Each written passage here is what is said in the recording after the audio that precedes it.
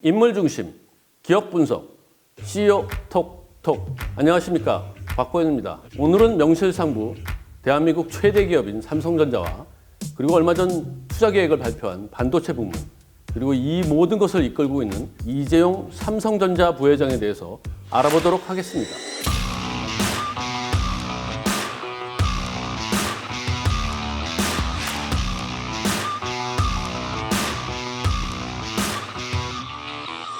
오늘 그 이재용 부회장과 삼성전자 시스템 반도체 사업 이 이야기를 비즈니스 포스트의 김용원 기자와 함께 이야기를 나눠보도록 하겠습니다. 네, 비즈니스 포스트 산업부 전자통신팀을 맡고 있는 김유원 기자입니다. 삼성전자가 최근에 시스템 반도체 사업에 2030년까지 133조 원을 투자하겠다는 큰 발표를 했습니다.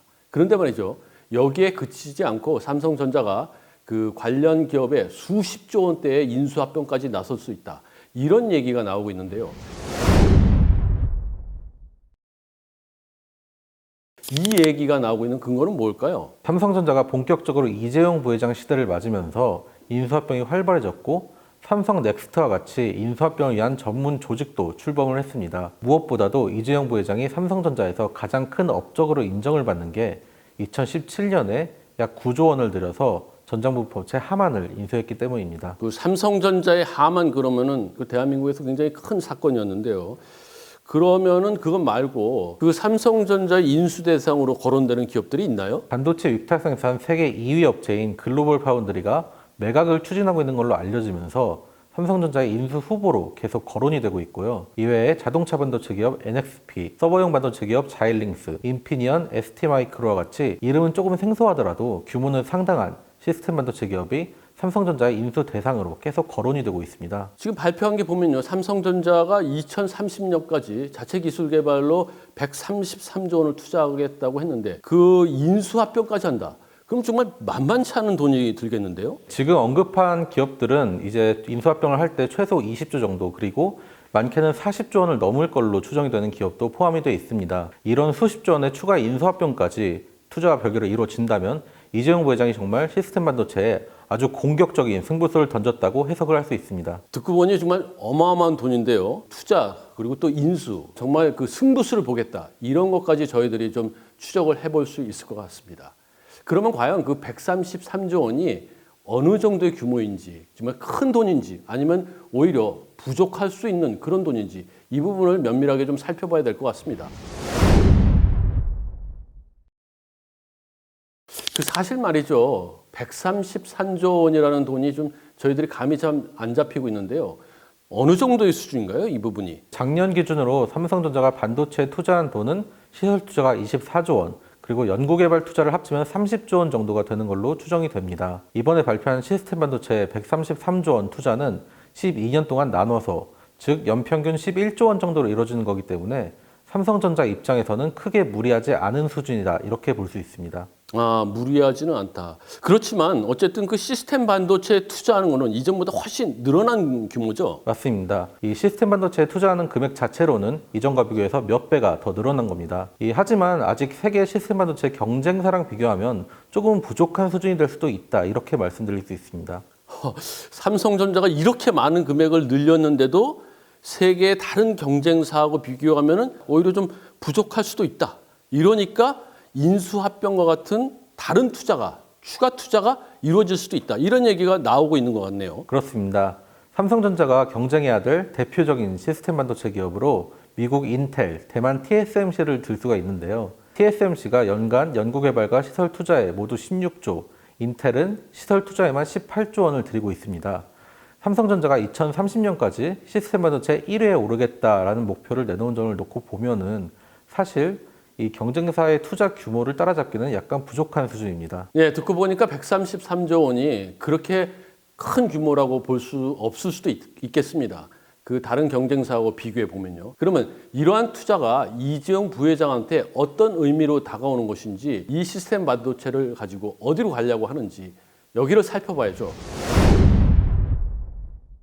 제일 궁금한 게 말이죠, 왜 시스템 반도체 투자를 이 시점에 발표했는지, 그 시점이 중요합니다. 왜 지금 발표를 했죠? 지금이 삼성전자의 그 어느 때보다도 이재용 부회장의 등장이 필요한 시점이기 때문입니다. 이걸 위해서 133조 투자 발표로 이재용 부회장의 데뷔 모델을 만들었다 이렇게 볼 수 있습니다. 그 이재용 부회장이 사실상 2014년부터 삼성 경영에 책임을 졌지만 삼성그룹 총수에 오른 거는 불과 1년 정도밖에 되지 않습니다. 그래서 이번에 발표한 것이 처음으로 삼성그룹의 중장기 계획을 이야기하고 데뷔 무대다 이렇게 규정할 수도 있겠네요. 사실 그 이재용 부회장이 2017년부터 그 박근혜 게이트 관련해서 재판을 받고 여러 많은 일들로 전면에 나서기가 좀 쉽지 않았던 것이 사실입니다. 그렇지 않습니까? 네, 중간에는 이제 1년 정도 구속이 되면서 경영 공백도 생겼고요. 사실상 아직은 재판이 진행 중인데요. 지금 이렇게 전면에 나서야 할 만큼 삼성전자가 다급한가요? 바로 이 메모리 반도체 시장 상황이 작년 말부터 급격하게 나빠지면서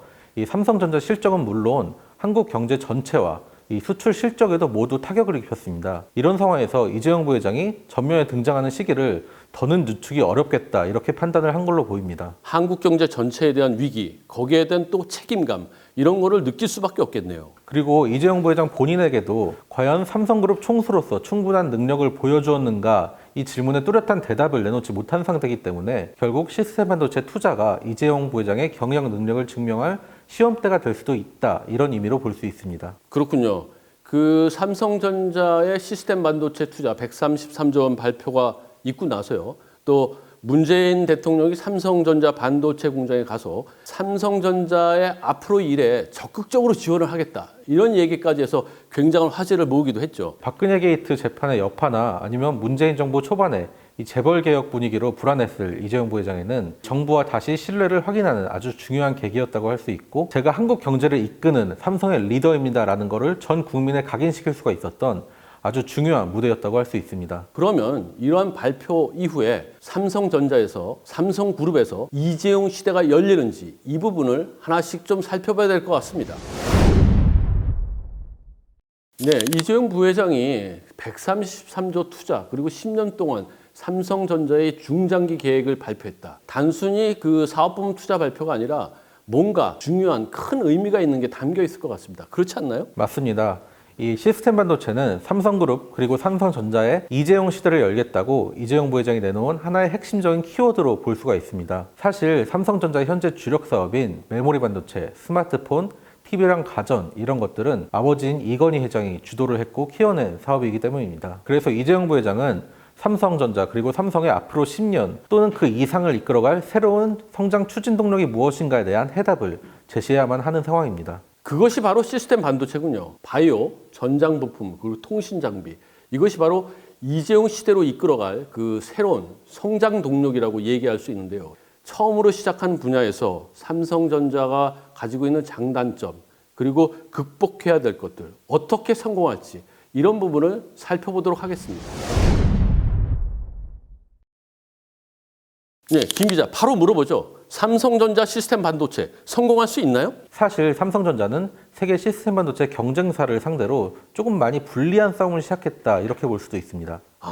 불리한 싸움이라. 그러면 이 시스템 반도체 시장에서 삼성전자의 입지는 좀 어느 정도인가요? 네, 작년 기준으로 보면은 사실 삼성전자의 시스템 반도체 시장 점유율은 단 3%에 그칩니다. 지금 3%밖에 안 되는 기업이 세계 1위에 오르겠다라는 목표를 내놓는 거는 표면적으로 보면 좀 무리한 목표를 세웠다 이렇게 볼 수도 있죠. 그럼에도 제가 생각하기에는 삼성전자가 이렇게 큰 자신감을 보이는 것은 빠르게 성장하고 있는 그 시스템 반도체 관련 기술력 그리고 IT 그 시장에서 삼성전자가 가지고 있는 영향력 그리고 브랜드의 가치 여기에 삼성전자가 자신감을 갖고 있는 거 아닌가 이런 생각이 드는데 말이죠. 이 삼성전자는 최근에 시스템 반도체를 생산하는 공정 기술력에서 세계 1위 기업으로 도약을 했습니다. 특히 EUV라는 신기술 도입이 성공하면서 이 133조 투자를 발표할 수 있었던 자신감을 찾는 결정적인 계기가 됐다. 이렇게도 말할 수 있습니다. 그 극자외선을 이용한 반도체 생산 기법, 삼성전자가 이 첨단 기법을 이용해서 이제 본격적으로 반도체 생산에 들어가는 건가요? 삼성전자가 작년 말부터 이 EUV 공정을 시스템 반도체 생산에 세계 최초로 도입을 했습니다. 그리고 내년 상반기부터는 본격적으로 고객사한테 주문을 받은 반도체도 EUV 공정에서 생산이 되고요. 이 무엇보다 이제 문재인 대통령이 삼성 반도체 공장을 방문을 했을 때 이 EUV 반도체 출하 기념식까지 열었습니다. 살펴보니까 그 삼성전자가 그러면 시스템 반도체에서 승승장구할 수 있을지 아니면 앞으로 넘어야 될 산이 많은지 이 부분을 좀 살펴봐야 될 것 같습니다. 그렇다면 이제 EUV로 본격적으로 생산을 시작하면은 시스템 반도체 분야에 막힘없이 쭉 승승장구 밀어갈 수 있나요, 삼성전자가? 사실은 삼성전자가 시스템 반도체 사업에서 극복을 해야 될 어려운 점들도 많이 있습니다. 그렇습니다. 그렇게 쉬운 일은 아닐 것 같습니다. 메모리 반도체는 소품종 다량 생산이지만 시스템 반도체는 고객사들을 만나서 고객사들이 주문하는 그런 형태의 반도체를 만들어야 되는 겁니다. 그렇기 때문에 기술력만 좋다고 무조건 이 분야에서 성공할 수 있다. 이렇게 볼 수는 없는 거죠. 일단 대만 TSMC와 같은 1위 기업은 애플, 퀄컴, 그리고 화웨이 이런 반도체 대형 고객사들과 수년간 거래를 해오면서 아주 끈끈한 협력 관계를 맺고 있습니다. 물론 삼성전자의 기술력이 지금보다 많이 발전을 한다면 이런 기업들이 삼성전자한테 반도체를 만들어달라 이렇게 주문을 맡길 수도 있겠지만 아무래도 기존에 수년 동안 거래를 해왔던 TSMC와 거래를 끊기는 사실 좀 망설일 수밖에 없는 결정이죠. 하지만 이전에도 삼성전자가 기술 발전의 성과로 퀄컴과 같은 고객사를 TSMC에서 빼앗아온 적이 있었습니다. 그렇기 때문에 가능성이 완전 없는 이야기라고 단정 지을 수는 없습니다. 그 기술력을 바탕으로 해서 제품들을 그 좋은 제품을 생산하고 그런 결과로 또 고객을 빼오기도 한 그런 경험도 있는데 저희들이 면밀하게 삼성전자가 시스템 반도체에서 강점은 무엇인지 약점은 무엇인지 이걸 좀 살펴보면 좀 가늠을 해볼 수 있을 것 같습니다. 우선 김 기자한테 그거부터 물어보죠. 삼성전자의 시스템 반도체 약점은 뭔가요? 삼성전자 시스템 반도체 사업의 근본적인 약점이라고 할 수 있는 건 고객사의 반도체를 주문을 받아서 대신 생산해주는 위탁 생산 사업을 주로 하는데 고객사들이 만드는 것과 비슷한 반도체를 삼성전자가 직접 설계해서 스마트폰 같은 기기에 탑재를 하고 있다는 게 치명적인 단점이라고 할 수 있습니다. 또 하나의 큰 문제가 삼성전자가 시스템 반도체에 133조 투자를 발표하면서 이런 반도체 고객사들이 삼성전자를 협력사가 아니라 라이벌로 보기 시작했다는 겁니다. 퀄컴은 삼성전자의 중요한 고객사라고 했죠. 그런데 그런 회사에서 두려워하고 도전장을 던진 것처럼 위협을 느끼고 그렇다면 삼성전자가 이 고객사들이 가지고 있는 이런 합리적인 의심 이것들을 좀 해소해야 되는데 그렇게 할 대응 방안이 삼성전자가 가지고 있나요? 삼성전자가 그래서 옛날에는 반도체 설계랑 생산을 완전히 같은 사업부에서 했었는데 2017년부터는 반도체 위탁 생산 사업부와 반도체 설계 사업부로 완전히 분리를 했습니다. 이거를 넘어서 요새 증권가에서 나오는 얘기로는 아예 삼성전자가 위탁 생산 사업을 별도의 자회사로 분리를 해서 완전히 다른 회사로 놓을 수도 있다. 이런 전망까지도 나오고 있습니다. 저희들이 그러면 반대로 삼성전자만이 가지고 있는 시스템 반도체 사업에서의 강점. 삼성전자는 세계 최대 종합 전자업체를 반도체 사업의 핵심 고객사로 두고 있습니다. 그게 어디죠? 바로 삼성전자 자신입니다. 그렇군요. 그래서 삼성전자의 이 스마트폰 같은 완제품 사업부가 삼성전자 시스템 반도체의 최대 고객입니다. 그리고 삼성전자가 스마트폰 같은 기기에 이미지 센서, 프로세서 이런 자체 개발한 시스템 반도체를 적극적으로 채용을 해왔기 때문에 지금까지 성장할 수 있었다 이런 평가들도 많이 나오고 있습니다. 정리를 해보면은 삼성전자가 시스템 반도체 거기에서 극복해야 될 여러 가지 어려운 문제도 있지만 또 삼성전자 나름 가지고 있는 독특한 강점이 있기 때문에 충분히 경쟁력을 가질 수 있다. 이런 걸로도 저희들이 해석해 볼 수 있을 것 같습니다. 자, 김용원 기자, 이재용 부회장과 삼성전자의 시스템 반도체 사업 한 줄로 얘기하면 어떻게 얘기할 수 있겠죠? 저는 이재용 부회장에게 시스템 반도체는 동아줄과 같다고 하겠습니다. 아무튼 삼성전자는 이 메모리 반도체의 위기, 중국의 반도체 추격 이런 거에 대비해서 이 반도체 사업의 새로운 활로를 찾아야 하는 상황인데 과연 이재용 부회장이 제시한 이 시스템 반도체라는 것이 썩은 동아줄일지 아니면 정말 한국 경제 전체를 견인할 수 있는 튼튼한 생명줄이 될지는 이재용 부회장의 노력에 달려있다 이렇게 볼 수가 있겠습니다. 저는 커뮤니케이션이라고 한번 얘기해 보겠습니다. 지금 주력하겠다고 얘기하는 시스템 반도체는 다 품종이고요. 소량 생산으로 이루어집니다. 그렇기 때문에 고객사와의 관계가 굉장히 중요하고 그 니즈에 맞는 것들을 하나하나 만들면서 그 관계 속에서 성장할 수 있는 이런 환경이 조성되죠. 삼성전자가 이번 시스템 반도체 투자로 정말 국민들한테 자랑스러운 기업으로 다시 태어났으면 하는 그런 생각입니다. 그리고 대한민국 경제의 미래를 이끌어갈 중추 역할을 할 수 있도록 정말 기대해 봅니다. 여러분들 구독하기, 좋아요 꼭 부탁드리겠습니다. 감사합니다.